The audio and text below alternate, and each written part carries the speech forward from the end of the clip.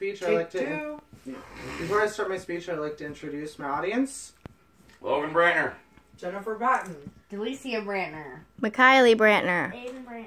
Okay, so my speech is going to be about a CNA and the influence they have on the medical team and how important and vital they are. Now,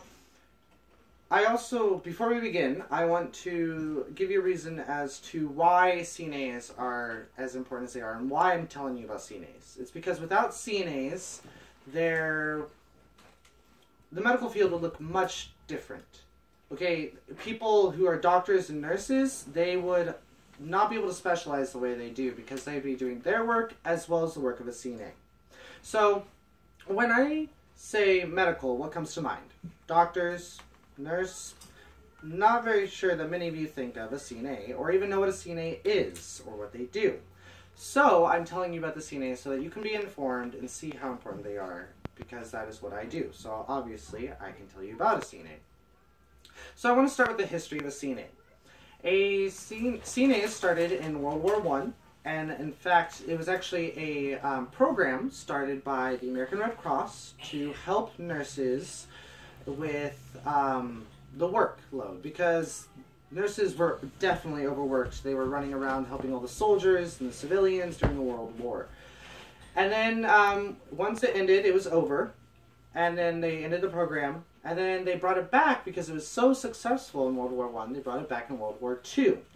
And then after it ended, they decided in the 70s to create the CNA as an actual job. However, there was no licensing required.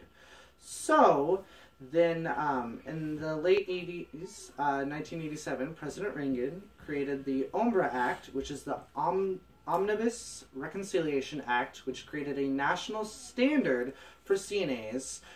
Such as they had to, standard precautions when dealing with people and body fluids. So, say in my case, when I'm working, if I know someone's sick or bleeding, or I'm going to be touching urine or fecal matter, I have to wear gloves, a gown, masks. Those are standard precautions, safety precautions, which is because of the OMBRA. Now, to move on, CNAs are important, and just as important as they were then as they are now, because we are the 5 senses of the medical team. We are the eyes, the ears, and the nose of the team, the touch, everything. We have the most interaction with residents and clients, patients. We see any sores they have. We aid them in changing. We aid them going to the bathroom. We transfer, ambulate. In fact, we use gait belts, which you use to put around the client. It's a little blue belt, which I don't have on me now, which I should have grabbed. But you clip it on and you hold them and you help them stand up and pivot and walk and so on and forth, so on and so on. And then we are also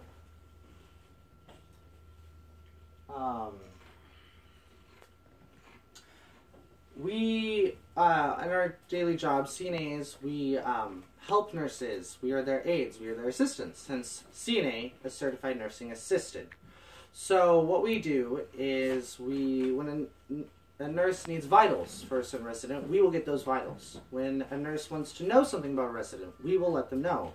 Because, again, let me reiterate, we have the most interaction with the residents and patients compared to anyone else on the medical team.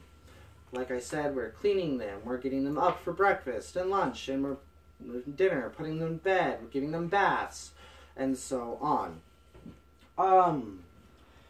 We may be performing all the dirty work. However, we still are a very important part of the team. Okay? If it weren't for us, nurses would see someone with a high blood pressure, and they'd be concerned. However, we as a CNA might know that that person's blood pressure is usually high. Or they might not be able to tell if someone's acting different because they have so many people to take care of that they can't rely on us CNAs to help them. So, that is why I think CNA is important and why they are very vital in the medical field. And that is also the history of CNA and just some of the things that a CNA does. Thank you for listening.